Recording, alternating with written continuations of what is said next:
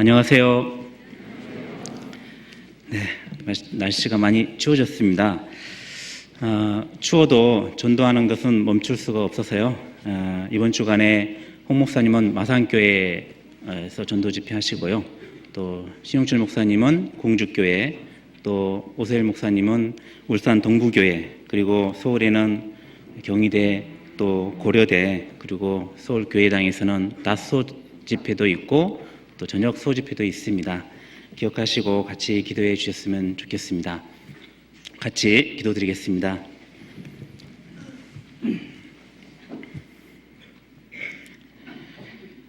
거룩하시고 자비하신 하나님 아버지, 하나님의 그 크시고 놀라운 사랑으로 우리를 사랑해 주시고 우리의 영혼을 구원해 주셔서 우리로 하여금 영원한 천국 소망을 가지고 이 땅에서 살아갈 수 있도록 지금 이 시간까지 지켜주시고 인도해 주심을 감사합니다. 하나님께서 우리에게 베풀어 주신 그 은혜와 사랑은 그 어떠한 것으로도 다 보답할 수 없지만 우리를 구원하신 그 뜻 안에서 온전하게 살아갈 수 있도록 지켜주시고 인도해 주시옵소서. 세상은 날로 죄악이 충만해져 가고 이미 믿고 있는 믿음의 사람들까지도 유혹하고 있는 실정입니다. 더욱더 주의 말씀을 의지하고 주의 말씀을 쫓아 하나님의 자녀답게 살아갈 수 있도록 우리 일상의 삶 가운데서도 함께해 주시옵기를 간절히 바라고 원합니다. 주님 이 땅에 다시 오실 날 얼마 남지 않은 이 마지막 시대에 더 많은 사람들에게 복음을 전할 수 있도록 저희 교회를 사용해 주시고 전국 곳곳에 또 회의 여러 지역에 저희를 통해 복음이 증거되게 해 주심을 감사합니다. 주님 오시는 날까지 오직 이 귀한 복음만 온전하게 증거할 수 있도록 역사해 주시고 함께 해 주시옵기를 간절히 바라고 원합니다. 오늘도 믿음의 식구들 한 자리에 불러 모아 함께 말씀 안에서 귀한 교제를 나누게 해 주심을 감사합니다. 이 시간 오직 하나님의 말씀만 나타나기를 간절히 바라고 원합니다. 우리 가운데 여러 가지 육신의 어려움과 마음의 어려움이 있는 사람들 오직 주의 말씀으로 위로해 주시고 힘을 얻을 수 있도록 도와주시옵기를 바랍니다. 모든 시종 하나님께 부탁드리며 저희를 사랑하시는 예수님의 이름으로 기도드립니다. 아멘. 신약 성경 데살로니가전서 3장 찾으시겠습니다.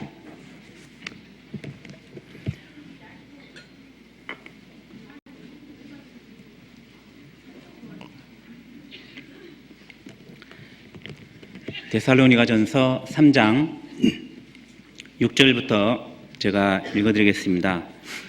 신약성경 331페이지 데살로니가전서 3장 6절부터 지금은 디모데가 너희에게로부터 와서 너희 믿음과 사랑의 기쁜 소식을 우리에게 전하고 또 너희가 항상 우리를 잘 생각하여 우리가 너희를 간절히 보고자 함과 같이 너희도 우리를 간절히 보고자 한다 하니 이러므로 형제들아 우리가 모든 궁핍과 환난 가운데에서 너희 믿음으로 말미암아 너희에게 위로를 받았노라.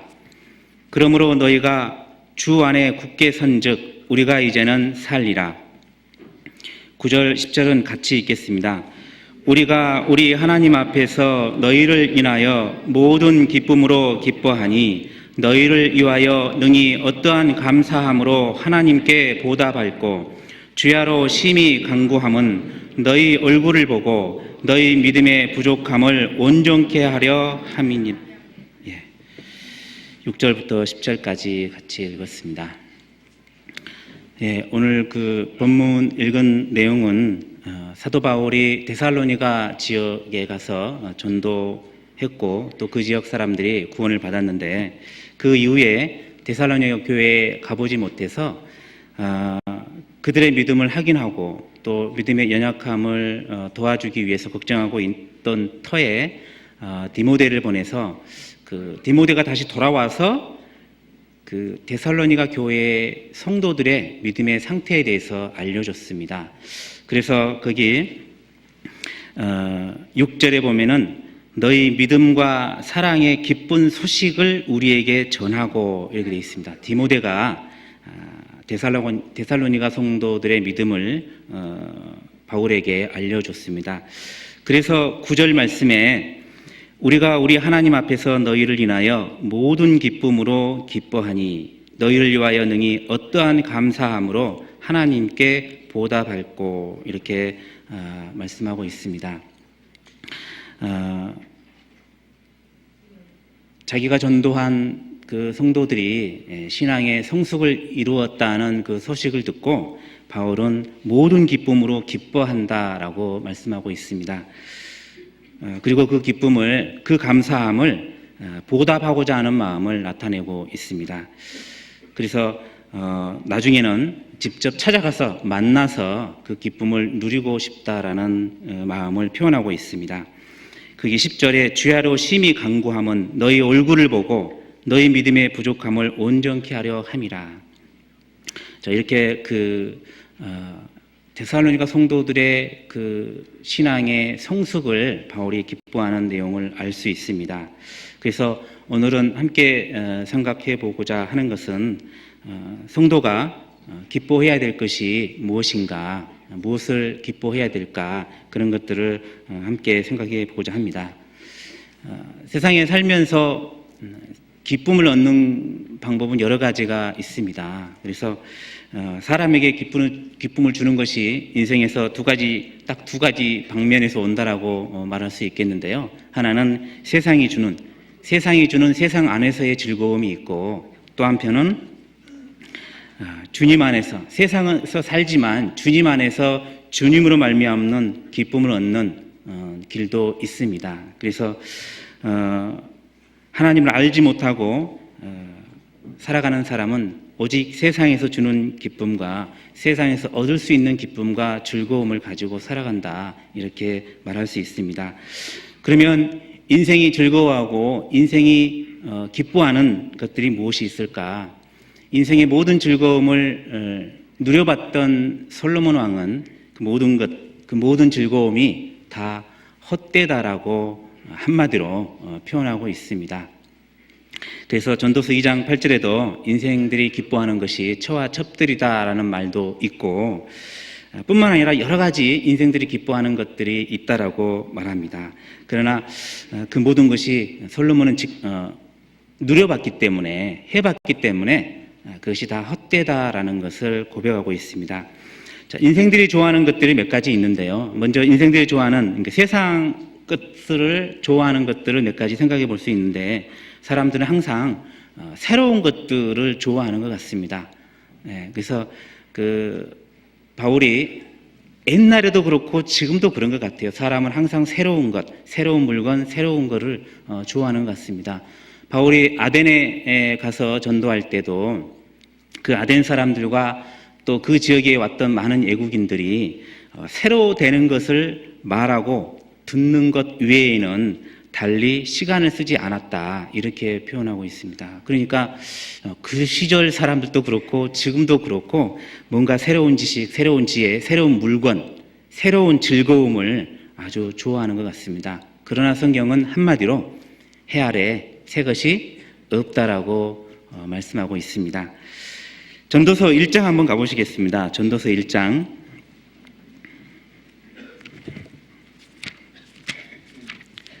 구약성경 전도서 1장 9절로 10절 제가 읽어드리겠습니다. 이미 있던 것이 후에 다시 있겠고 이미 한 일을 후에 다시 할지라. 해 아래는 새 것이 없나니 무엇을 가리켜 이르기를 보라 이것이 새 것이라 할 것이 있으랴. 오래전 세대에도 이미 있었느니라. 해 아래는 새 것이 없다라고 하는데 인생들은 항상 새로운 것을 찾고 새로운 것을 좋아하고 그 새로운 것으로 말미암아 만족을 느끼고 기쁨을 느낀다라고 할 수 있습니다. 또 하나는 지혜와 지식을 갈망하며 그것으로 말미암아 기쁨을 누리는 것도 있습니다. 그래서 지금은 정말 지혜와 지식이 너무 넘쳐난다라고 할 수 있겠죠. 인터넷이라는 공간 안에 수없는 그 지식과 정보들이 넘쳐납니다. 그래서 방금 핸드폰 바꿨는데 또 신제품 나오면 그거 익히기도 전에 또 신제품 나올 정도로 지식과 정보를 익히기가 너무 바쁩니다. 그래서 그러나 사람들은 그 새로운 걸 되게 좋아합니다. 그리고 인터넷 공간에는 인생에 있어서 세상을 살아가는 데 있어서 필요 없는 정보까지도 굉장히 많이 있습니다. 그래서 거기에 마음이 빼앗겨 살아가기도 합니다. 어떤 그리스도인들은 모여서 교제할 때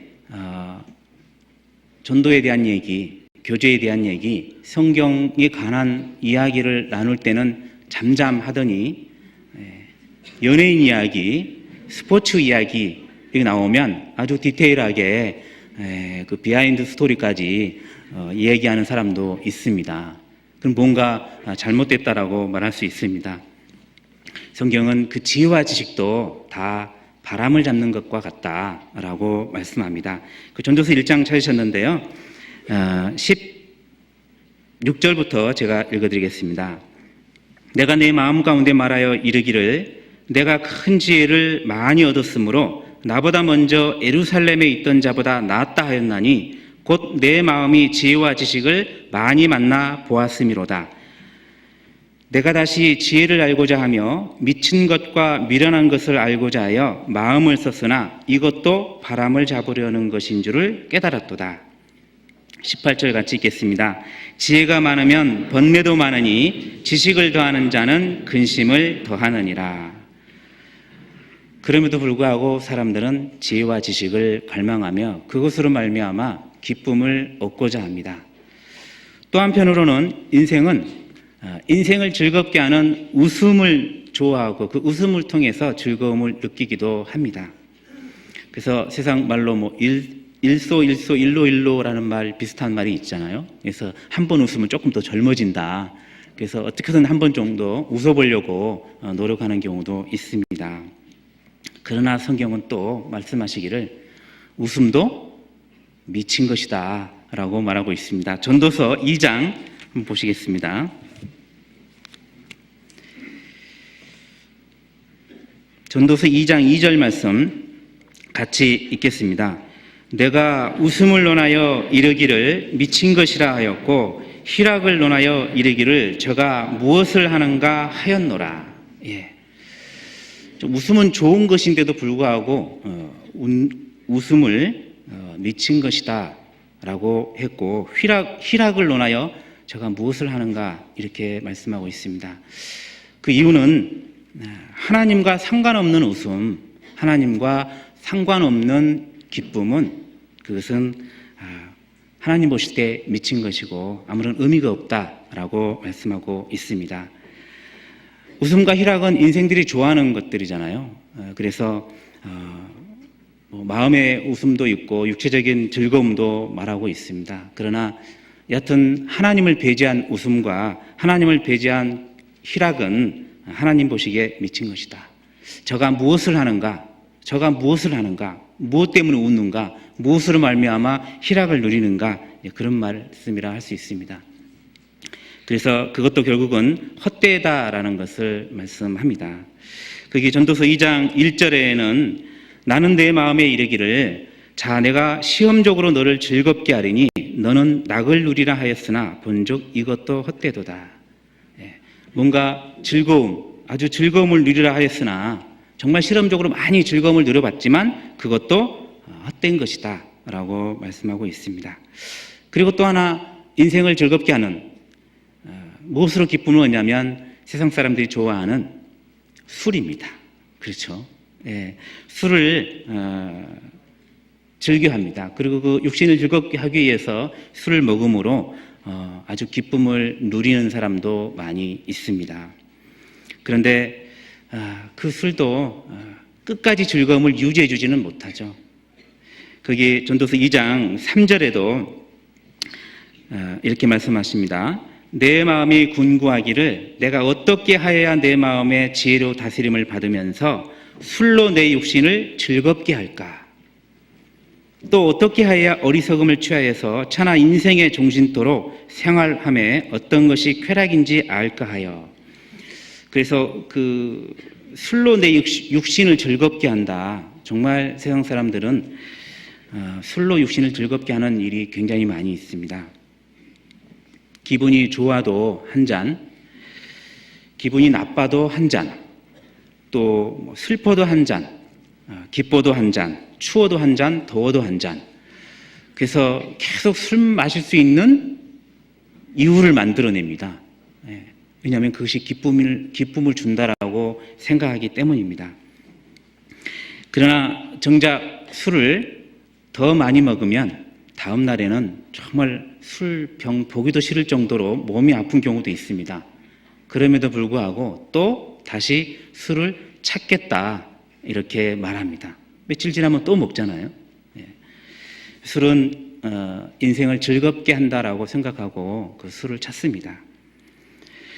또 어떤 것이 사람에게 쾌락을 주고 기쁨을 주냐? 어떤 사람들은 사업을 크게 해서 그것으로 말미암아 만족을 느끼고 기쁨을 누리는 사람도 있습니다.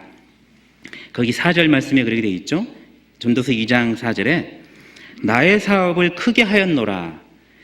내가 나를 위하여 집들을 지으며 포도원을 심으며 여러 동산과 과원을 만들고 그 가운데 각종 과목을 심었으며 수목을 기르는 산림에 물주기 위하여 못을 팠으며.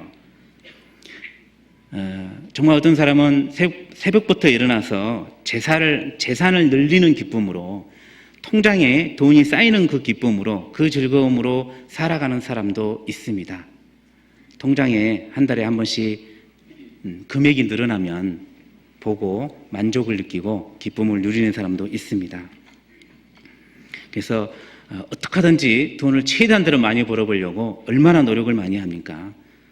좀 더 악한 사람은 온갖 방법을 동원해서 재산을 모으고자 합니다. 그것이 인생에게 큰 기쁨을 준다라고 생각하기 때문에 그렇습니다. 그러나 돈은 한순간에 날아갈 수도 있잖아요. 하나님께서 후 불면 날아갈 수 있습니다.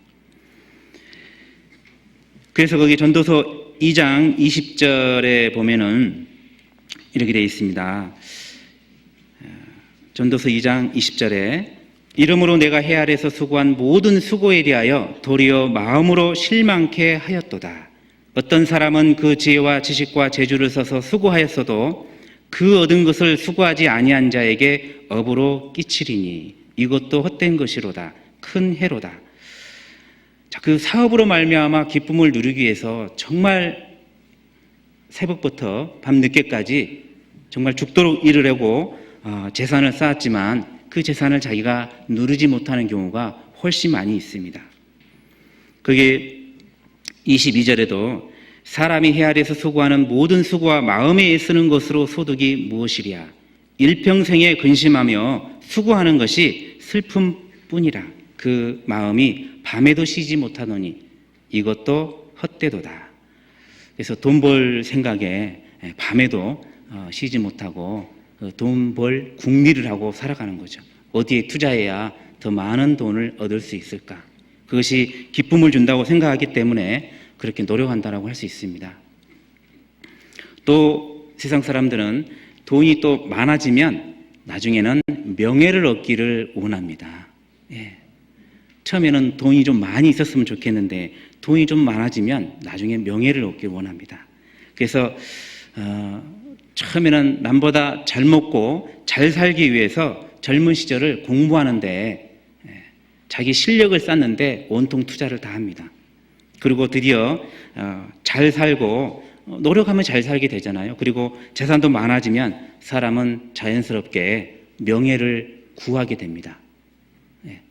그 어떤 명예를 얻으면 거기서 큰 만족을 느끼고 기쁨을 느낍니다. 사람은 어려서부터 어떤 모임이든지 초등학교 때부터 반장이 되길 좋아하고 어떤 모임의 장이 되길 좋아합니다. 팀장 좋아하잖아요. 과장 좋아하고 사장 좋아하고 회장 좋아하고 하여튼간 장자가 들어가는 것은 다 좋아한다라고 할 수 있습니다. 그것이 아주 작은 건데도 불구하고 그것이 명예이기 때문에 그렇거든요. 명예를 원합니다.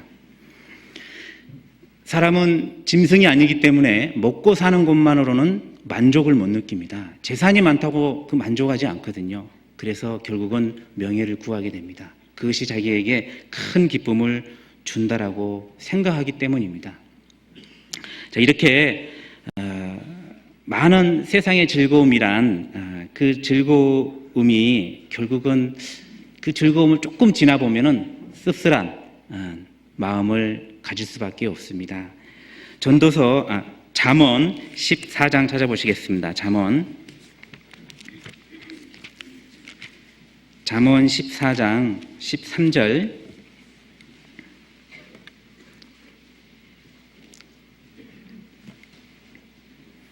같이 잠언 14장 13절 같이 읽겠습니다. 웃을 때에도 마음에 슬픔이 있고 즐거움의 끝에도 근심이 있느니라. 분명히 세상 즐거움으로 말미암아 지금 웃고 있는데 마음에 슬픔이 있습니다. 그리고 굉장히 즐겁습니다. 그러나 그 즐거움의 끝에는 근심이 있습니다. 세상이 주는 기쁨은 그 순간뿐이기 때문이다 라고 말할 수 있습니다. 이 말씀대로 웃을 때도 마음에 슬픔이 있고 즐거움의 끝에도 근심이 있느니라. 세상이 주는 많은 것들이 기쁨과 즐거움을 주지만 그 끝에는 근심과 슬픔이 있다, 이렇게 성경은 말씀합니다. 그렇다면 하나님을 믿는 그리스도인은 이 세상 사람들이 느끼는 그런 것들로 말미암아 기뻐하면 안 되잖아요.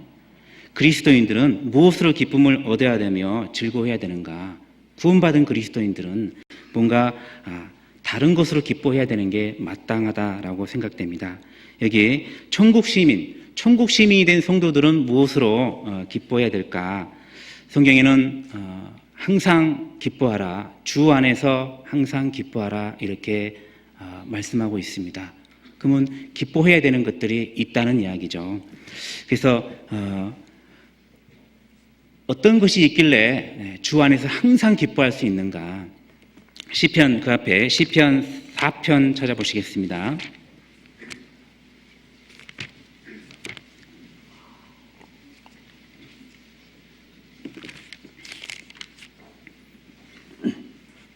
시편 7절 말씀 같이 읽겠습니다.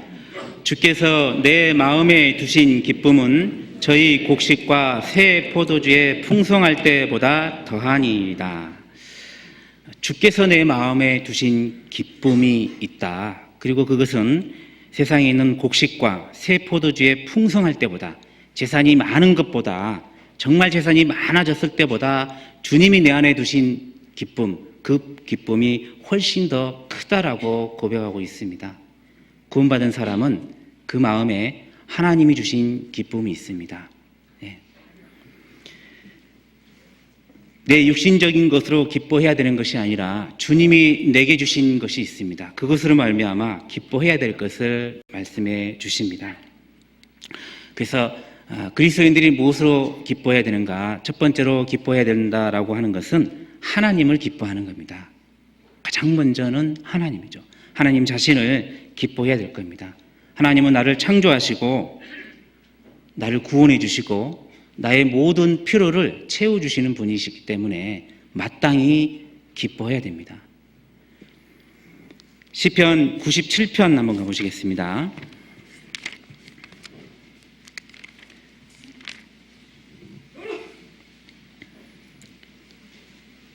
12절 말씀 같이 읽겠습니다. 의인이여 너희는 여호와로 인하여 기뻐하며 그 거룩한 기념에 감사할지어다. 의인이여, 구원받은 사람이죠. 그리스도인입니다. 너희는 여호와로 인하여 기뻐하며 그 거룩한 기념에 감사할지어다. 하나님으로 인하여 기뻐해야 될 것을 말씀해 주고 있습니다. 당연히 그리스도인들은 나를 창조하시고 내 영혼을 구원해 주시고 나를 버려두지 아니하시고 평생에 나와 함께 하시며 나를 도와주시고 나를 지켜주시는 분이기 때문에 하나님 자신을 기뻐해야 됩니다. 그리스도인이 마땅히 기뻐해야 됩니다. 가장 첫 번째로 기뻐해야 될 거라고 말할 수 있습니다. 그러나 하나님을 진정으로 하나님으로 인정하지 않으면 하나님을 기뻐하지 못하겠죠. 또 기뻐할 수도 없을 겁니다. 하나님의 사랑을 마음 가운데 받은 사람만이 하나님을 진정으로 기뻐할 수 있습니다. 기뻐하는 척은 할 수 있어도 마음의 진정으로 기뻐할 수는 없을 겁니다. 이 세상의 것은 조금 있으면 다 지나가기 때문에 오직 하나님만으로 즐거워하고 기뻐할 수 있어야 된다라고 성경은 우리에게 말씀해 줍니다. 무화과 나무에 열매도 없고, 그리고 포도나무에 열매도 없고, 감람나무에 열매도 없고, 또 밭에 식물이 없고, 우리의 양도 없고, 애양간에 소가 없어도 즐거워한다고 그랬죠. 왜 즐거워하느냐? 자기는 하나님만으로도 기뻐할 수 있다. 인간적으로 살아가는 데 있어서 부족한 것이 굉장히 많이 있지만 내가 하나님을 아는 것만으로, 하나님 나를 구원해 주신 것만으로도 내가 기뻐할 수 있다라고 하박국 선지자는 말씀하고 있습니다. 우리도 마찬가지일 거라고 생각합니다. 여기 앉아 계신 분들 모든 상황, 환경, 상태는 다 다르다고 할 수 있습니다. 그러나 하나님을 기뻐할 수 있는 것은 다 똑같다라고 할 수 있습니다. 이 선지자는 어떻게 이렇게 하나님만으로 기뻐할 수 있냐? 하박국 3장 19절에는 주 여호와는 나의 힘이시라, 하나님은 나의 힘이시다, 그렇게 고백하고 있습니다. 하나님은 나의 후원자다, 든든한 후원자이기 때문에 나는 항상 기뻐할 수 있다, 그렇게 말하고 있습니다. 어린아이들도 동네에서 놀다가 싸우다가 뒤에 큰 형이나 삼촌이나 누가 있으면 어깨가 더 힘들어가고 목소리도 커집니다. 왜냐하면 뒤에 자기를 보호해 줄 사람이 있기 때문이죠. 그래서 좋아하는 복음성가 중에 하나가 있는데요, 이것은 꼭 곡을 불러야 내용을 와닿습니다. 예. 그런 복음성가가 있죠. 나의 등 뒤에서 나를 도우시는 주, 때때로 뒤돌아보면 여전히 계신 주, 잔잔한 미소로 바라보시며 나를 재촉하시네. 무지 떨립니다. 좀 더 잘할 수 있지만요. 예. 내 등 뒤에서 하나님께서 나를 도우시는데, 내가 힘들 때 잠깐 돌아봤는데 하나님이 여전히 그 자리에 계시고 나를 지켜주고 계시다는 겁니다. 나의 든든한 후원자이기 때문에 하나님만으로 기뻐할 수 있습니다. 느헤미야 선지자도 말씀하시기를 여호와를 기뻐하는 것이 힘이다 그랬습니다. 여호와를 기뻐하는 것이 힘이다. 예. 그리스도인들은 당연히 하나님을 기뻐해야 됩니다. 시편 32편 가보시겠습니다.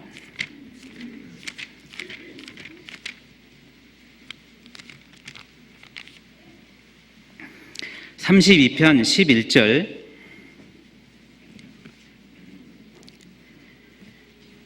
(32편) 11절 말씀 또 같이 읽겠습니다.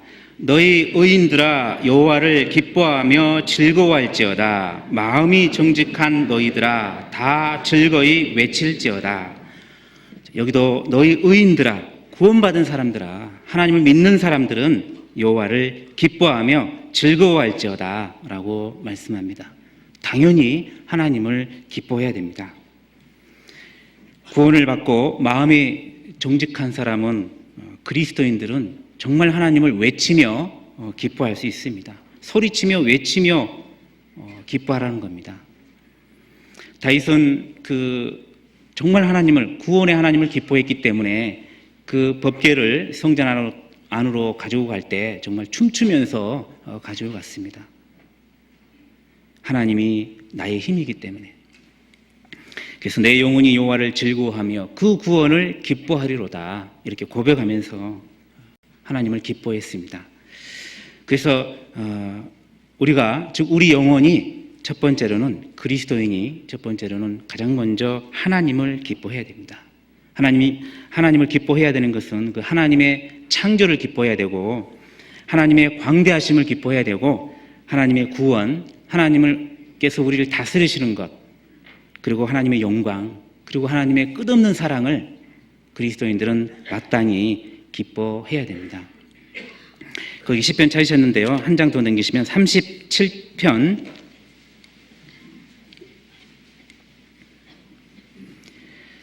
4절 같이 읽겠습니다.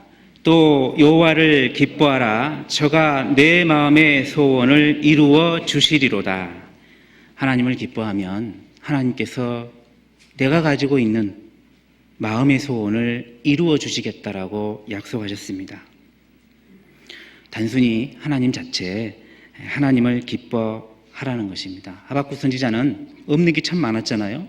그러나 다 없어도 하나님만으로도 만족할 수 있고 하나님만으로 기뻐할 수 있다, 그렇게 말씀하십니다. 그래서 하나님은 나를 기르시는 정도가 아니라 눈 깜짝일 동안도 놓지 않으시고 침 삼킬 동안도 놓지 않으시고 나를 지켜주시고 인도해 주시기 때문에 하나님을 기뻐할 수 있습니다. 그리고 항상 하나님은 나를 의의 길로 인도해 주십니다. 우리의 걸음마다 간섭하시고 지켜보시며 그리고 돌봐 주시는 분이 하나님이시기 때문에 그 하나님만으로 기뻐할 수 있습니다. 시편 기자는 또 말씀하시기를 여호와는 나의 목자시니 내가 부족함이 없으리로다. 하나님이 나의 모든 필요를 채워주시기 때문에 하나님만을 기뻐할 수 있습니다. 그래서 우리가 가장 먼저 기뻐해야 될 것은 하나님께서 내 마음에 두신 기쁨이 있기 때문에 그 기쁨을 가지고 하나님을 기뻐할 수 있습니다. 그리스도인들은 마땅히 하나님을 기뻐해야 된다라고 말할 수 있습니다. 또 두 번째 그리스도인이 기뻐해야 될 것은 우리를 구원해 주신 예수님을 기뻐하는 겁니다. 베드로전서 1장 가보시겠습니다. 베드로전서 1장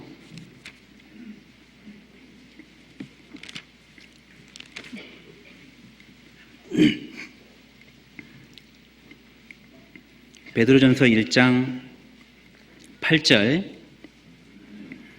같이 읽겠습니다. 예수를 너희가 보지 못하였으나 사랑하는 도다. 이제도 보지 못하나 믿고 말할 수 없는 영광스러운 즐거움으로 기뻐하니. 우리가 두 번째로 기뻐해야 되는 것은 바로 하나님 아들 예수 그리스도이십니다. 우리는 그분의 얼굴을 보지 못했습니다. 시간차가 너무 길잖아요. 그러나 여기 있는 말씀처럼 보지 못하나 믿고 말할 수 없는 영광스러운 기쁨으로, 즐거움으로 기뻐한다. 영광스러운 즐거움으로. 왜냐하면 그가 친히 우리의 죄값을 담당하신 분이시기 때문에 우리는 예수님을 기뻐할 수 있습니다. 우리의 영혼을 구원하신 분입니다. 우리를 위하여 지금도 간구해 주시고 우리를 위하여 부활하시고 우리를 위하여 재림하실 것입니다. 그리고 우리를 기다리고 계십니다. 영원한 나라에서, 영원한 천국에서 우리를 기다리고 계시기 때문에 나를 사랑하는 사람이 나를 기다리고 있다는 것은 정말 기뻐할 수 있는 일입니다. 자기 몸을 십자가에 내어 주시기까지 우리를 사랑해 주신 그분이 나를 기다리고 있습니다. 그래서 찬송가 293장에 장례식 때 부르는 찬송가이지만 3절 가사에 그런 가사가 있습니다.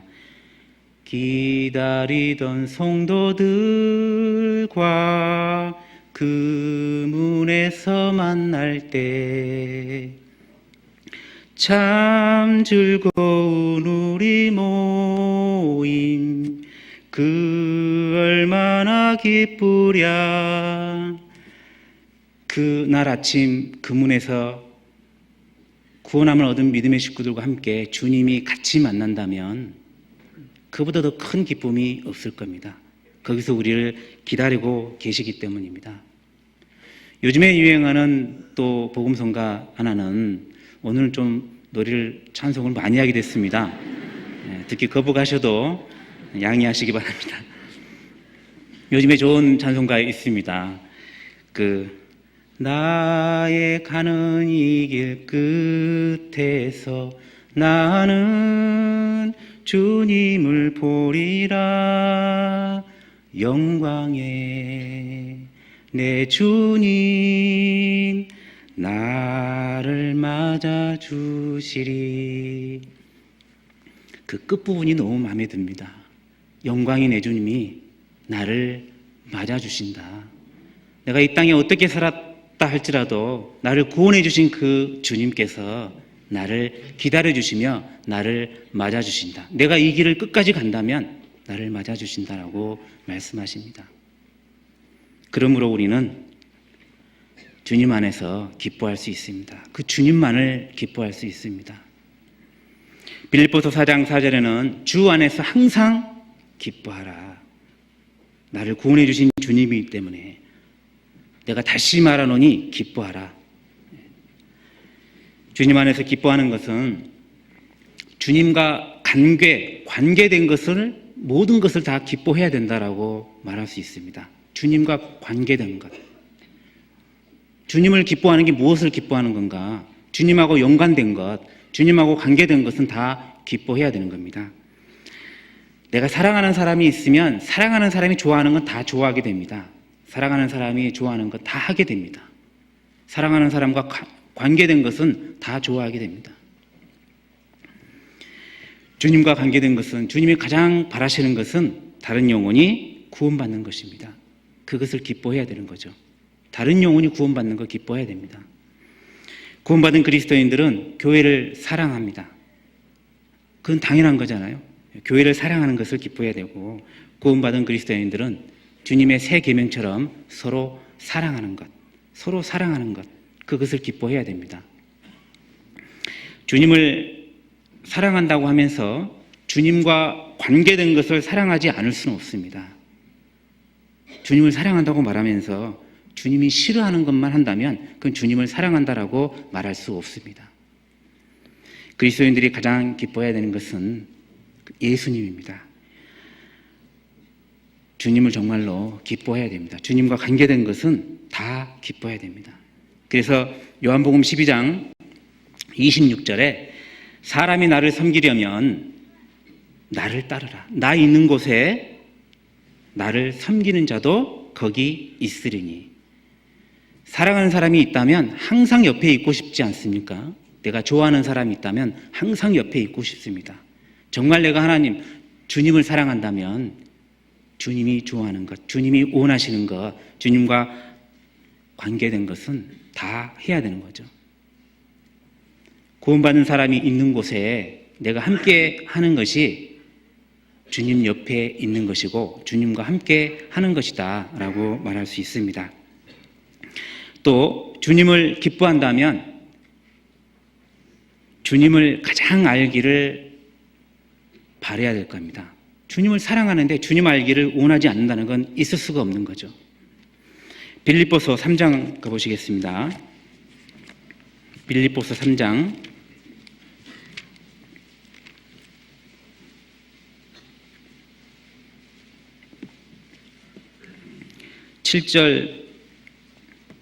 7절부터 제가 읽어드리겠습니다. 그러나 무엇이든지 내게 유익하던 것을 내가 그리스도를 위하여 다 해로 여길 뿐더러 또한 모든 것을 해로 여김은 내 주 그리스도 예수를 아는 지식이 가장 고상함을 인함이라. 내가 그를 위하여 모든 것을 잃어버리고 배설물로 여김은 그리스도를 얻고. 그리스도를 위하여 모든 것을 해로 여긴다. 그리스도를 아는 지식이 가장 좋기 때문에, 예수님을 아는 것이 가장 좋기 때문에 다른 모든 것을 다 해로 여긴다라고 말씀하고 있습니다. 그래서 찬송가 506장에도 또 찬송을 해야겠지만 506장에 이렇게 되어 있잖아요. 예수도 알기 원함은 크고도 넓은 은혜와 대속해 주신 사랑을 간절히 알기 원하네. 정말로 주님을 사랑한다면 주님을 알기를 바라지 않겠습니까? 정말로 주님을 사랑한다면 주님이 어떤 분인지, 얼마나 나를 사랑하는지, 어떤 마음을 품고 나를 바라보고 계시는지, 어떤 마음으로 나를 구원해 주셨는지 알고 싶은 게 당연한 겁니다. 바울은 그걸 알고 싶었기 때문에 다른 모든 것을 다 해로 여겼다라고 말씀하고 있습니다. 그리고 그리스도인이 또 세 번째 기뻐해야 될 것은 어떤 거냐면요, 고난을 기뻐해야 된다. 성경은 그렇게 우리에게 말씀합니다. 참 고난을 기뻐해야 한다는 건 상식적으로 안 맞는 거지만 고난을 기뻐해야 된다라고 성경은 말씀해 주고 있습니다. 그리스도인으로서 살면서 고난을 기뻐해야 된다는 거죠. 고난 자체는 좋은 건 아니잖아요. 그러나 그리스도인으로서 살면서 그 고난은 기뻐해야 된다. 그렇게 말씀합니다. 그리스도인들이 그리스도인으로서 살면서 받는 고난들이 있습니다. 그리스도인이기 때문에 하나님을 믿는다는 그 이유, 그것 때문에 고난받는 것들이 있습니다. 그러나 그것을 기뻐하라고 우리에게 권고하고 계십니다. 성경은 인생 자체가 고난이라고 말씀합니다. 인생은 고난을 위하여 난나니. 어차피 인생은 여러 가지 고난이 오게 마련입니다. 시편 57편 한번 보시겠습니다.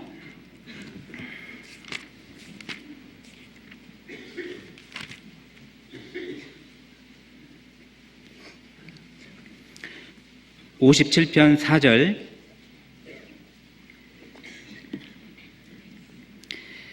같이 읽겠습니다. 내 혼이 사자 중에 처하며 내가 불사르는 자 중에 누웠으니 곧 인생 중에라. 저희 이는 철과 살이요 저희 혀는 날카로운 칼 같도다. 내 혼이 사자 중에 처하며 내가 불사르는 자 중에 누워 있다. 사자 옆에 같이 나란히 누워 있을 수는 없잖아요. 인생은 그렇게 험난한 곳이다. 그렇게 고난이 많은 곳이다. 라고 말씀하고 있습니다. 이 사자 사이에 누워 있다면 정말 아찔하지 않겠습니까? 인생 자체의 고난도 있지만 또 그리스도인으로서 하나님을 믿는 사람으로서 당하는 고난들이 있습니다. 그것을 성경은 기뻐해야 된다. 고난을 기뻐해야 된다라고 말씀합니다. 그래서 초대교회 시대 때 사도들은 그 복음을 위하여 주님을 위해서 고난받는 것을 당연히 여기고 그것을 기뻐했다라고 말씀합니다. 사도행전 5장 한번 가보시겠습니다.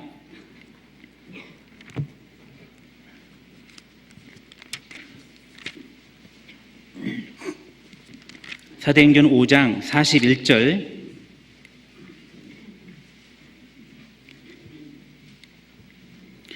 같이 읽겠습니다. 사도들은 그 이름을 위하여 능력받는 일에 합당한 자로 여기심을 기뻐하면서 공의 앞을 떠나니라. 그리스도인으로서 살면서 당하는 고난이 있습니다. 그리고 복음을 전하면서 당하는 고난, 그러면서 그 능력받는 일에 합당한 자로 여기면서 기뻐했다라고 말하고 있습니다.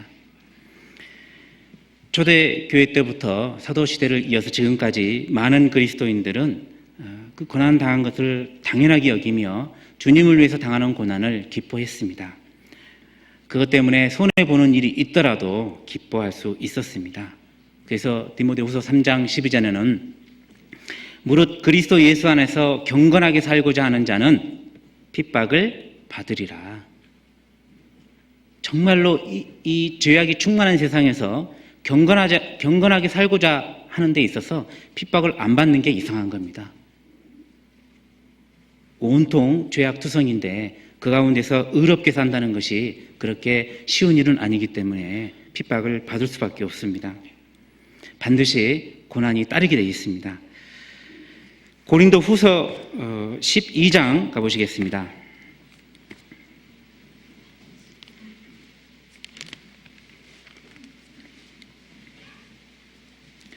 고린도 후서 12장 10절 말씀입니다.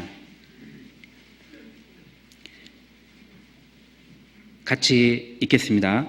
그러므로 내가 그리스도를 위하여 약한 것들과 능력과 궁핍과 핍박과 곤란을 기뻐하노니 이는 내가 약할 그때에 곧 강함이니라. 그리스도를 위하여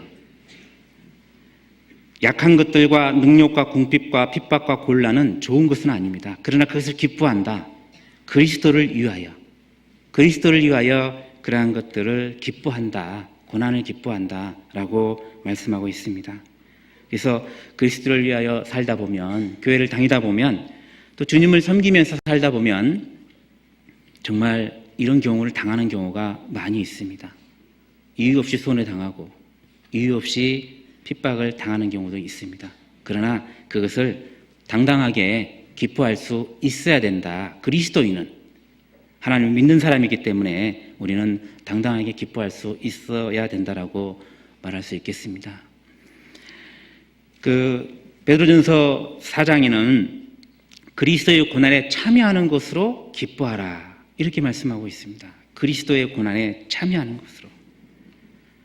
정말 그리스도인들은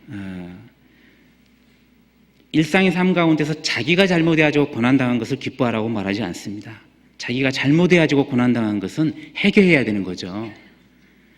그리스도를 위하여 복음을 전하다가, 그리스도를 위하여 삶을 살다가 고난을 당한다면 그것은 마땅히 기뻐해야 된다. 그렇게 말씀하고 있습니다. 그래서 고난에 참여하는 것을 기뻐하라고 그랬는데 왜 그것을 기뻐하라고 그랬냐? 영광 중에 나타나실 때 우리로 즐거워하고 기뻐하게 하기 위함이다. 그렇게 말씀합니다. 우리에게 주시는 고난보다 우리에게 주시는 영광이 훨씬 더 크기 때문에, 우리가 당하는 고난보다 우리가 받을 영광이 훨씬 크기 때문에 기뻐하라고 말씀합니다. 또 복음성가가 생각났는데요. 그 가사에 또 너무 마음에 듭니다. 그 가사는 고난의 뒤편에 있는 주님이 주실 축복 미리 보면서 감사하세요. 지금 고난을 당하고 있지만 그 고난 뒤에 하나님께서 나에게 주실 축복이 있습니다. 그거 볼 수만 있다면 우리는 기뻐할 수 있습니다. 2절 가사는 당신이 잃은 것보다 주님께 받은 은혜 더욱 많음에 감사하세요. 당신이 잃은 것보다 주님께 받은 은혜라고 그랬는데 가사는 그렇게 돼 있더라고요. 받은 은혜도 있지만 지금 받고 있는 은혜도 있고 앞으로 받을 은혜도 있다는 겁니다. 그래서 내가 지금 고난 때문에, 주님을 믿으면서 당하는 고난 때문에 이뤄지는 것보다 내가 얻을 것이, 내가 받을 것이 훨씬 많다는 겁니다. 그러므로 감사할 수 있다는 거죠. 그래서 감사하세요 라고 찬양합니다. 우리가 받는 고난은 우리가 받을 영광에 비하면 너무나 작은 것이다 라고 할 수 있습니다. 지금은 고난을 당하고 있기 때문에 그 고난이 훨씬 더 커 보입니다. 그러나 주님 앞에 갔을 때 너무나 작았다는 것을 발견할 수 있을 겁니다. 그래서 구원받은 그리스도인은 기뻐해야 되는 것이 고난입니다. 또 구원받은 그리스도인이 기뻐해야 될 게 또 있습니다. 시편 126편 같이 찾아보시겠습니다.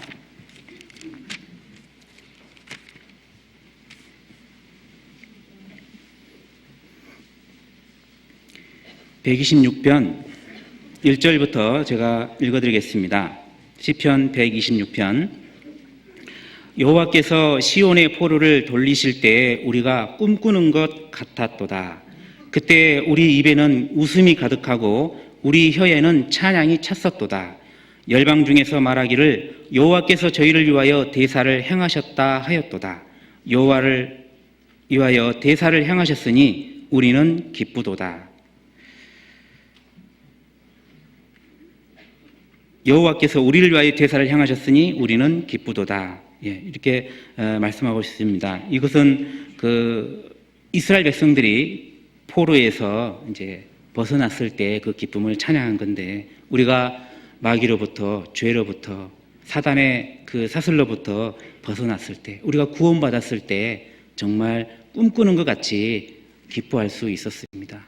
그래서 그리스도인이 기뻐해야 될 것은 내 영혼이 구원받은 것을 기뻐해야 됩니다. 그것은 구원받는 그 순간부터 주님 만날 때까지, 아니 주님 만나고 계속 내 영혼이 구원받은 것에 대해서 찬양할 수 있습니다.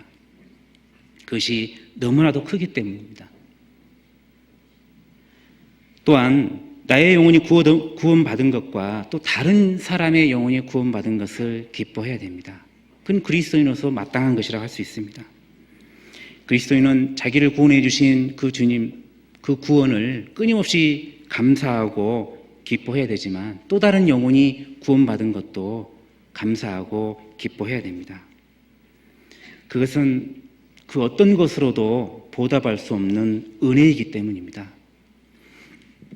누가복음 10장에 보면은 그 제자들에게 큰 권능을 주며 이제 둘씩 내보냅니다. 그리고 돌아와서 우리가 복음을 전하니까 막 병이 고쳐지고 귀신이 떨어지는 것을 보았다. 그리고 그 주님이 그것도 보았다라고 말씀합니다. 그러면서 막 즐거워합니다. 자기들의 능력으로 귀신을 쫓아냈다는 것에 대해서 막 즐거워하니까 예수님이 하신 말씀이 있었죠. 누가복음 10장 가보시겠습니다.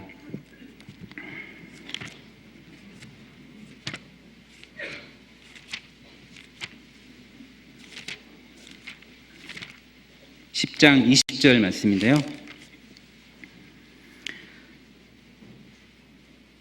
10장 20절 같이 읽겠습니다. 그러나 귀신들이 너희에게 항복하는 것으로 기뻐하지 말고 너희 이름이 하늘에 기록된 것으로 기뻐하라 하시니라. 우리가 어떤 능력을 가지고 하나님으로부터 받은 능력을 가지고 어떤 큰 능력을 행한 것으로, 그것으로 기뻐하지 말고 우리 이름이 하늘에 기록된 것으로, 우리가 구원받은 그 자체만으로도 기뻐할 수 있어야 된다는 거죠. 내 영혼이 구원받은 것이 가장 크고 기뻐해야 될 것이라 말할 수 있습니다. 그래서 주님 말씀하시기를 하늘에서는 회개할 것 없는 의인 99명보다 죄인 한 사람이 돌아오는 것을, 구원받은 것을 훨씬 더 기뻐하신다라고 말씀하셨습니다. 그래서 우리도 한 사람이 구원받은 것을 가장 기뻐해야 됩니다. 그래서 전도에서 한 사람 구원받는 것을 가장 기뻐하잖아요. 새로 구원받은 사람이 오면 정말 기뻐합니다. 그래서 우리는 당연히 전도의 그 기쁨을 즐겨야 되며 그 정말 다른 영혼의 그 구원의 기쁨을 즐겨야 됩니다. 사도행전 11장도 한번 가보시겠습니다.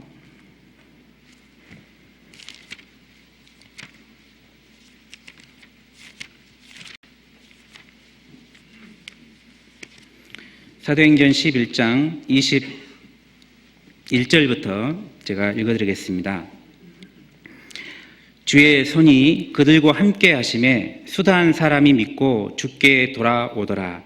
예루살렘 교회가 이 사람들의 소문을 듣고 바나바를 안디옥까지 보내니 저가 이르러 하나님의 은혜를 보고 기뻐하여 모든 사람에게 굳은 마음으로 주께 붙어 있으라 권하니. 주의 손이 그 구원받은 그리스도인들과 함께 했을 때 많은 사람들이 믿고 주께 돌아왔습니다. 그리고 이 사람들의 소문을 듣고 바나바가 안디옥까지 갔는데 그 구원받은 사람들을 보고, 여기서 하나님의 은혜를 보고 그랬는데 그 구원받은 사람들을 보고 기뻐했다라고 되어 있습니다. 바나바가 거기까지 찾아가서 그 하나님의 역사, 구원받은 사람들을 보고 마음에 기뻐했습니다. 당연히 우리도 우리 교회 가운데 누가 구원을 받았다, 어느 교회에서 구원을 받았다, 어느 교회에서 많은 사람들이 구원을 받았다 그러면 같은 마음으로 기뻐합니다. 그래서 구원받은 것, 영혼이 구원받은 것에 대해서 기뻐해야 될 것을 말씀합니다. 다른 사람을 위해서, 다른 영혼을 위해서 우리가 헌신하는 이유는 그 사람의 영혼이 구원받기를 바라기 때문에 그런 헌신을 하게 됩니다. 그러지 않으면 그런 헌신을 할 수가 없습니다. 전도 집회나 또 수양회 때 보면은 정말 자기 회비를 내며 3박 4일 동안 말씀도 잘 듣지 못하는 그런 환경에서 봉사만 하고 오시는 분들이 있습니다. 그렇게 하는 이유는 다른 영혼이 구원받기를 간절히 바라는 마음이 있기 때문에 가능한 겁니다. 그런 마음이 없으면 수양회 자체도 가지 않을 거고 전도 집회도 참여하지 않을 겁니다. 빌립보서에 보면은 막 다툼으로 전하고 막 그런 내용이 있습니다. 그러나 어떻게 전해지든 간에 그리스도가 전해져서 구원받은 사람이 생기면 다행이다. 그렇게 말씀합니다. 전파되는 것은 그리스도니 내가 기뻐하고 또한 기뻐하리라. 그러니까 구원받는 그것을 가장 크게 기뻐했다라고 말씀합니다. 그래서 복음이 전파되는 것만으로 그리스도인은 기뻐할 수 있습니다. 그래서 많은 사람들이 지금까지 많은 순교를 할 수 있었다라고 할 수 있습니다. 순교할 수 있는 것은 다른 영혼을 사랑하는 마음, 다른 영혼이 구원받는 것을 기뻐하지 않는다면 결코 순교를 할 수가 없습니다. 그래서 한 사람의 희생이 많은 열매를 맺는다라고, 한 알의 밀이 땅에 떨어져 죽으면 많은 열매를 맺지만 죽지 않으면 그대로 있다. 다른 영혼을 사랑하는 마음이 있고 다른 영혼이 구원받은 것을 기뻐하기 때문에 희생할 수 있습니다.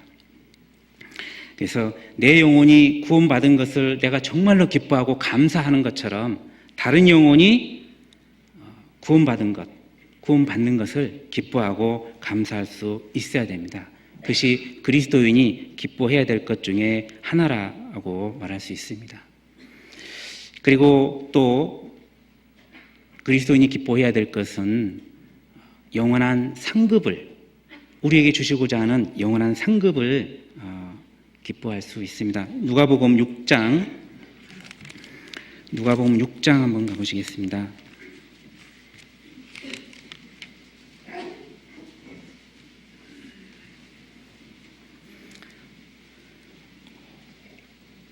(6장 23절) 제가 읽어드리겠습니다. 그날에 기뻐하고 뛰놀라 하늘에서 너희 상이 큼이라. 저희 조상들이 선지자들에게 이와 같이 하였느니라. 하늘에서 너희 상이 큼이라 그랬습니다. 우리에게 주시고자 하는 영원한 상급이 있습니다. 그 상급을 기뻐하기 때문에 이 땅에서의 삶도 열심히 살아갈 수 있습니다. 우리에게 주실 큰 상급이 있습니다. 주님을 위해서 고난과 핍박과 여러 가지 어려움을 당할 때에도 그 영원한 상급을 기대하기 때문에 그것을 견딜 수 있습니다. 그래서 그것을 기뻐할 수 있는 거죠. 우리가 받을 상급을 계산해 보셨습니까? 우리가 받을 상급은 계산할 수 없을 정도로 우리가 생각한 그 이상으로 우리에게 주어질 것입니다. 비교할 수 없을 거예요. 그래서 그 옛날 모세도 그 공주의 아들이고 한 나라의 왕이 될 수 있는 그런 자리를 하늘나라에서 받는 그 상급이 더 크기 때문에 그것을 버리고 주님을 쫓았습니다. 상 주심을 바라봤다라고 말씀합니다. 아마 모세는 하나님께 받을 그 상급이 이 땅에서의 그런 그 영광보다 훨씬 크다는 것을 알았기 때문에 그것을 다 버릴 수 있었을 거라 생각합니다. 이 땅에 있는 것이 훨씬 더 크게 보였다면 결코 그럴 수 없었을 겁니다. 4년마다 한 번씩 스포츠하는 올림픽 선수들을 보면 4년을 위해서 준비합니다. 4년을 한결같이 준비합니다. 먹을 것 절제하고 놀 것 절제하고 온통 그 자기 종목을 위해서 정말로 엄청난 노력을 합니다. 왜냐하면 상급이 있기 때문이죠.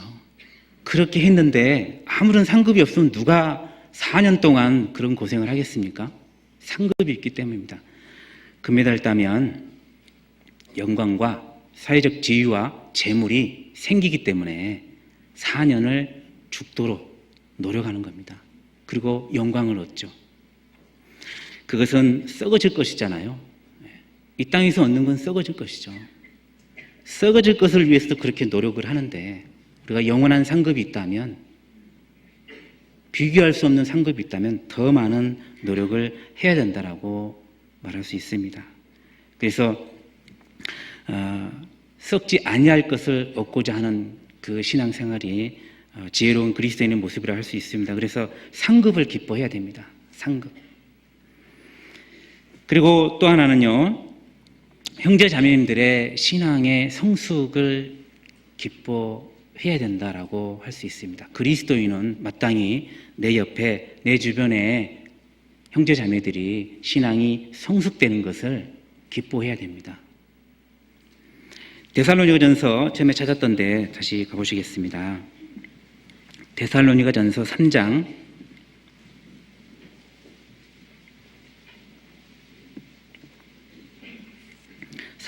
9절 말씀. 우리가 우리 하나님 앞에서 너희를 인하여 모든 기쁨으로 기뻐하니 너희를 위하여 능히 어떠한 감사함으로 하나님께 보답할꼬. 데살로니가 성도들의 그 믿음의 성숙을 바울은 엄청나게 기뻐한 거잖아요. 이것을 어떻게 하나님께 이 감사함을 보답할꼬 라고 표현했습니다. 데살로니가 성도들에게 복음을 전했고, 그들이 구원을 받고 바울을 통해 또 다른 사람들의 그 하나님 말씀을 전해 듣고 그 신앙이 성숙된 것을 디모데로부터 소식을 듣고 바울은 엄청난 기쁨을 표현하고 있습니다.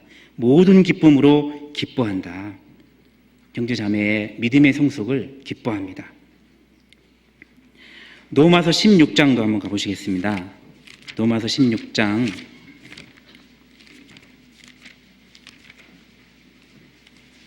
19절 말씀.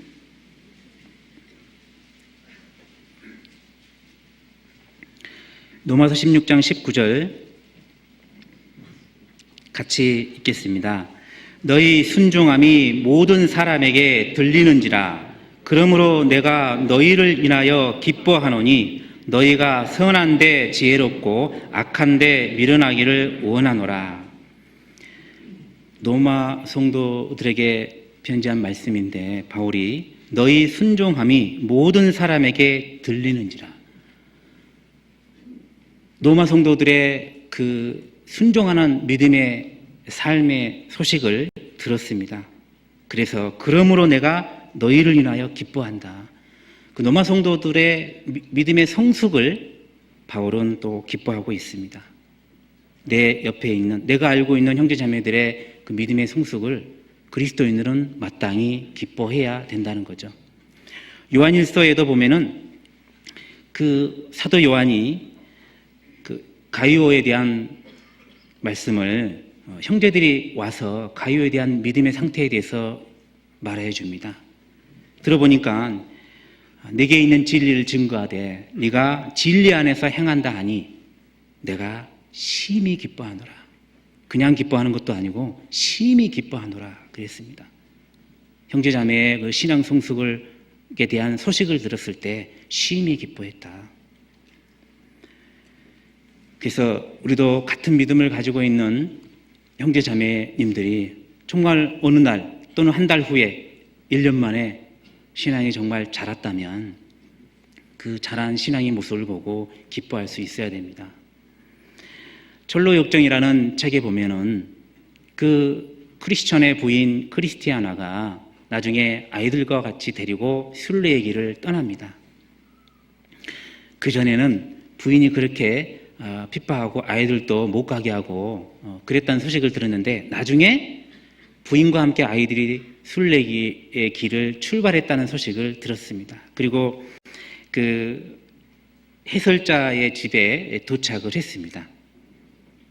그런데 이미 그 소문이 퍼져서 그 해설자의 집에 있는 많은 사람들이 크리스천의 부인이 아이들과 함께 왔다는 소식을 듣고 껑충껑충 뛰면서 막 좋아하는 그런 장면이 있습니다. 그러니까 어느 한 사람이 구원을 받고 믿음의 성숙에 대한 소식을 들으면 우리는 마음에 기뻐할 수 있습니다. 그래서 우리가 기뻐해야 되는 것들 중에 하나, 내 옆에 있는 형제 자매들의 그 신앙 성숙을 기뻐해야 된다, 그렇게 말씀드릴 수 있습니다. 그래서 주님 안에서, 교회 안에서 형제 자매들을 섬기며 순종하는 그 모습을 우리는 기뻐할 수 있습니다. 고린도후서 7장에 보면은 고린도후서의 내용이 7장 내용이 바울이 고린도 교회 성도들에 대해서 많은 책망의 말씀을 보냈는데 너무 심하게 말을 했나 싶어서 후회하기도 하고 걱정을 했습니다. 그런데 그 바울의 책망과 권면을 듣고 고린도 성도들이 회개했다는 소식을 들었습니다. 그래서 바울은 굉장히 기뻐했다라는 말씀이 있습니다. 내가 지금 기뻐하면 너희가 회개한 까닭이다. 그래서 바울은 그 어떤 기쁨보담도 형제자매님들의 신앙 성숙을 가장 기뻐했다라고 말하고 있습니다. 우리도 마찬가지죠. 구원받고 시간이 흐르면 당연히 신앙의 성숙이 있어야 되는데 그 성숙이 됐다, 오랜만에 만났는데 정말 신앙의 성숙이 됐고 믿음이 자랐다라는 모습을 보면 정말 마음에 기쁜 게 있습니다. 그리스도인들은 정말 그런 형제자매의 믿음의 성숙을 기뻐해야 된다라고 말할 수 있습니다. 어떤 형제자매님들이 또 다른 분에게 신앙적인 권면을 하고 권고하고 있습니다. 걱정하는 마음으로 권고하는 거죠. 그럴 때 정말 그것을 기쁨으로 받아들이고 그것은 그 형제님을 위한 거고 그 자매님을 위한 것이다 라고 말할 수 있죠. 그리고 그 후에 그분이 정말 돌이키고 정말 신앙적인 모습으로 자랐다면 정말 마음에 기쁩니다. 그래서 이 고린도후서 7장에 있는 그 바울은 고린도 성도들을 정말 강하게 책망을 했습니다. 그런데 그렇게 함으로써 고린도 성도들이 바울의 책망과 권고를 듣고 돌이키고 회개했다는 소식이 바울의 마음을 기쁘게 했습니다. 우리는 교제 가운데에서 또는 말씀 가운데에서 책망과 권고를 듣습니다. 그 말씀을 듣고 내 생활을 돌이켜보고 내 생활이 변화가 되고 내가 성숙되어져야 되죠.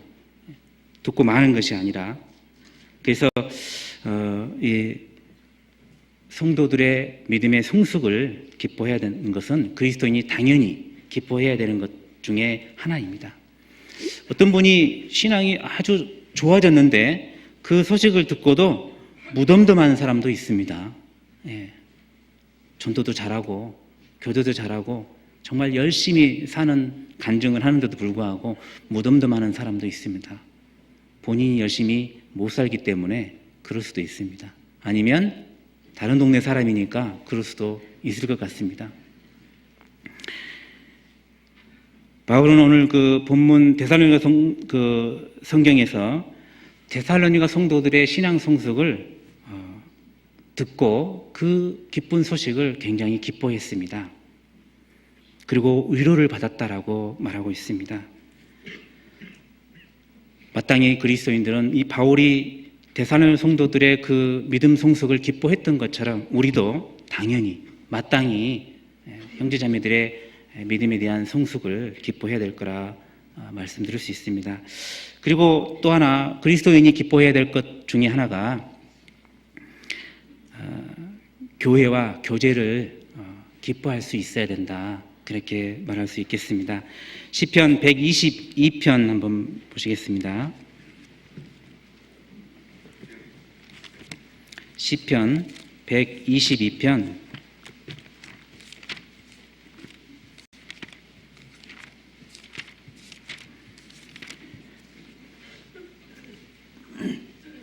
1절 말씀입니다. 같이 읽겠습니다. 사람이 내게 말하기를 여호와의 집에 올라가자 할 때에 내가 기뻐하였도다. 여호와의 집에, 하나님의 집, 교회죠.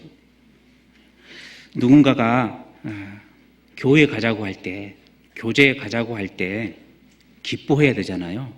그런데 교회 갑시다, 모임 갑시다 라고 전화가 오고 가자고 손을 끄는데 싫어하는 마음이 생긴다면 뭔가 잘못된 거죠. 예. 오늘 말씀이 있습니다. 오늘 교제 있습니다. 오늘 전도 집회 있습니다. 오늘 모임이 있습니다. 이것이 여호와의 집에 올라가자 이렇게 말하는 것과 같다라고 할 수 있습니다. 그때 정말 기쁜 마음으로 가야 된다는 거죠. 아, 오늘 말씀이 있구나. 오늘 교제 있구나. 오늘 모임 있구나. 기뻐할 수 있어야 되죠. 교제를 기뻐하고 교회를 기뻐할 수 있어야 됩니다. 교회 가면 형제 자매가 있고 말씀이 있고 기쁨이 있습니다. 주님과 함께 교제 나누는 것을 기뻐해야 되고 성도들과 함께 교제 나누는 것을 기뻐해야 되는 것이 그리스도인으로서 마땅한 것이다 라고 말할 수 있습니다. 빌립보서 1장 한번 보시겠습니다.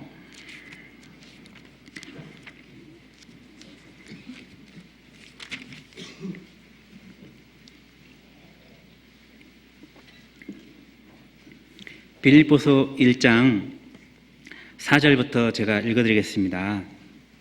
3절부터 제가 읽어드리겠습니다.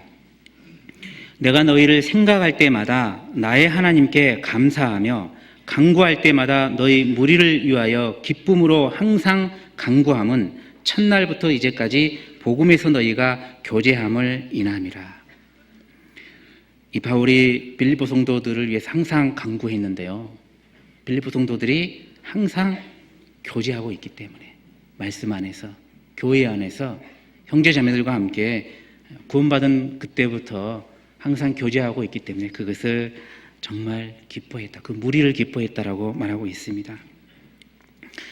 이 데살로니가 성도들도 바울을 보기를 간절히 원했습니다. 바울도 데살로니가 성도들을 보기를 간절히 원했다고 말하고 있습니다.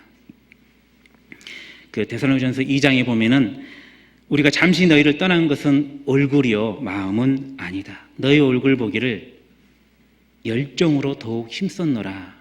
정말 구원받은 성도들의 믿음이 성장했다는 그 소식을 들었기 때문에 그들과 함께 교제 나누고자 하는, 그들을 보고자 하는 그런 마음이 굉장히 앞섰습니다. 굉장히 사모했죠. 데살로니가 성도들도 마찬가지입니다. 데살로니가 성경 다시 3장 가보시겠습니다.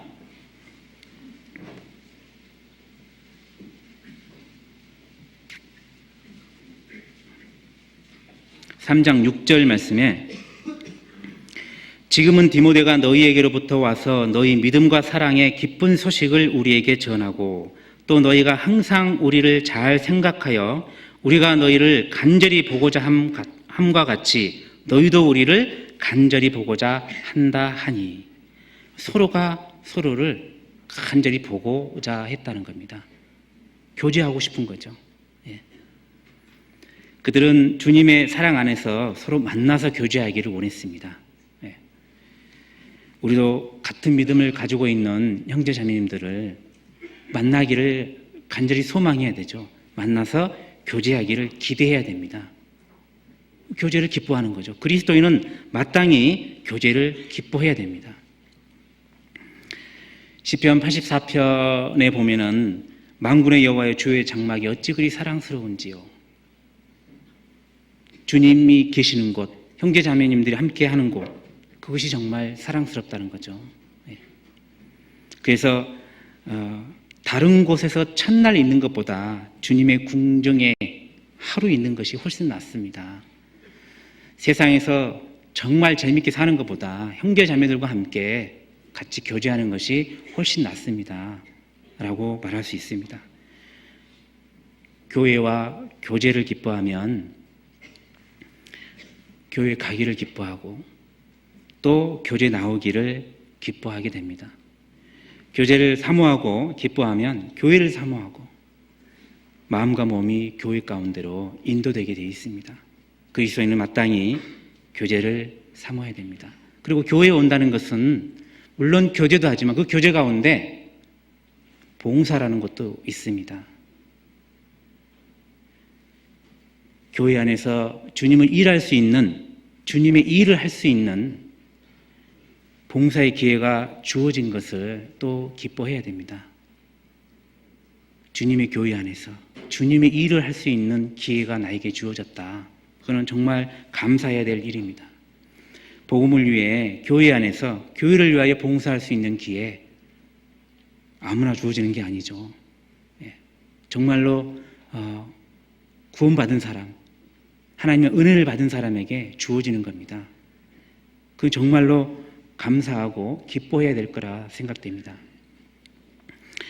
그리고 이제 그리스도인이 기뻐해야 될 것들을 7가지 정도 말씀드렸습니다. 이 모든 것을 기뻐할 수 있는 근본적인 것이 있는데요. 그것은 말씀을 기뻐하는 겁니다.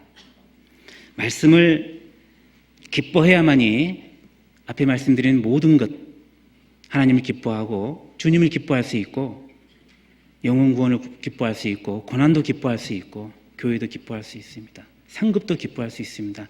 말씀을 사모해야만이, 말씀을 기뻐해야만이 그 말씀 안에서 그 모든 것들을 기뻐할 수 있다라고 말할 수 있습니다.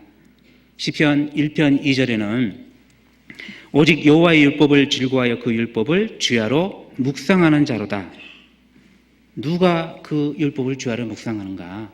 구원받은 사람, 복 있는 사람이 주야로 주의 율법을 묵상합니다.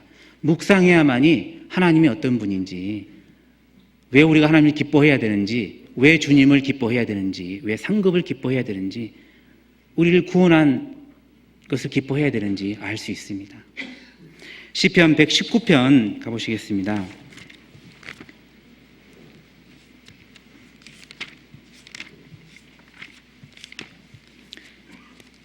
시편 119편 14절 말씀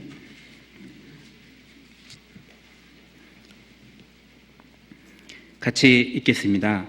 내가 모든 재물을 즐거워함 같이 주의 증거의 도를 즐거워하였나이다. 모든 재물을 즐거워함 같이 주의 증거의 도, 말씀을 즐거워하였다. 또 24절에는 주의 증거는 나의 즐거움이요 나의 모산이이다. 계속해서 이 시편 119편은 주의 법이 나의 즐거움이다 라고 말씀하고 있습니다. 54절에는 나의 나그네 된 집에서 주의 율례가 나의 노래가 되었나이다. 나의 나그네 된, 이 인생의 나그네 길에서 주의 법이, 주의 율례가 나의 노래가 되었나이다. 143절 말씀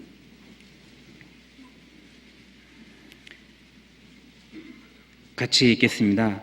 환난과 우환이 내게 미쳤으나 주의 계명은 나의 즐거움이니이다. 환난과 우환이 와도 주의 법을 즐거워하면 그것을 능히 이길 수 있습니다. 환난과 우환이 와도 주의 말씀은 나의 즐거움이 되는 겁니다. 말씀을 기뻐해야 된다는 거죠. 97절에는 내가 주의 법을 어찌 그리 사랑하는지요 내가 그것을 종일 묵상하나이다 그랬습니다.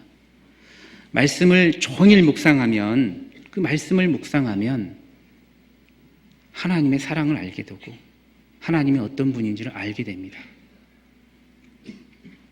그래서 주의 모든 일을 묵상하며 주의 행사를 깊이 생각한다라고 시편 기자는 말씀하고 있습니다. 주의 모든 일, 주의 모든 행사를 깊이 생각하고 묵상하면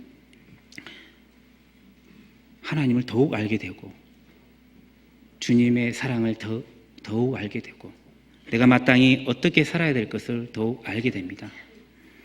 말씀을 기뻐하고 묵상해야 하나님을 더욱 기뻐할 수 있습니다. 말씀을 기뻐하고 묵상해야 예수님의 사랑을 기뻐할 수 있습니다. 말씀을 기뻐하고 묵상해야 고난을 기뻐할 수 있고 견딜 수 있습니다. 말씀을 기뻐하면 다른 사람의 영혼이 구원받는 것을 기뻐할 수 있습니다. 그래서 말씀을 기뻐하고 사모하면 형제 자매님들이 더욱 귀하게 생각되고 그 형제 자매님들을 기뻐할 수 있습니다. 말씀을 기뻐하지 않으면 내가 좀 싫어하는 형제 자매도 있을 수 있잖아요. 근데 말씀을 기뻐하면 형제 자매님들도 기뻐할 수 있습니다. 말씀을 깊이 기뻐하면 우리에게 주실 영원한 상급을 더욱 기뻐할 수 있습니다. 또 말씀을 기뻐하면, 또 묵상하면 교제, 구원받은 그리스도인들끼리 함께 모여서 교제하는 그 교제를 더욱 기뻐할 수 있습니다. 말씀을 기뻐하지 않으면 교제가 재미가 없어요. 말씀을 기뻐해야 그 교제가 정말 즐거운 교제가 되고 기쁨의 교제가 된다, 그렇게 말할 수 있습니다. 그래서 우리는 무엇보다도 더욱 말씀을 기뻐하는 사람이 되어야 됩니다. 그리스도인들은 마땅히 말씀을 기뻐해야 되겠죠. 세상 사람들이 기뻐하는 게 있습니다. 세상이 주는 기쁨으로 기뻐하는 게 있습니다. 그리스도인들은 그런 기쁨이 아니라 주님이 우리 마음에 두신 그 기쁨이 있습니다. 그것으로 말미암아 기뻐해야 됩니다. 그리스도인들이 이 땅에 살면서 무엇으로 기뻐해야 되고 무엇으로 즐거움을 삼고 살아야 되겠습니까? 주님이 우리에게 주신 기쁨이 있습니다. 그 기쁨을 가지고 살아야 되죠. 그래서 우리 마음을 우리는 살펴봐야 됩니다. 우리가 어떤 기쁨으로, 무엇으로 기쁨과 즐거움으로 삼고 지금 살아가고 있는지, 혹 세상이 주는 작은 기쁨을 가지고 만족하며 기쁨을 느끼고 살고 있는지, 아니면 주의 말씀으로, 주의 사랑으로 그것을 크게 기뻐하면서 살고 있는지 오늘 말씀을 통해서 우리는 생각해 볼 수 있습니다. 그래서 더욱 말씀을 기뻐하고 또 말씀을 묵상해서 우리가 마땅히 기뻐해야 될 것을 더 깨달아 알고 그 기쁨 가운데서 살아가시는 성도가 되시기를 간절히 기도드립니다. 같이 기도하겠습니다.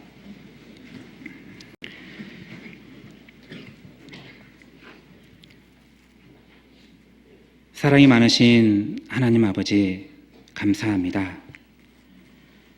하나님께서 우리에게 베풀어 주신 그 은혜와 사랑은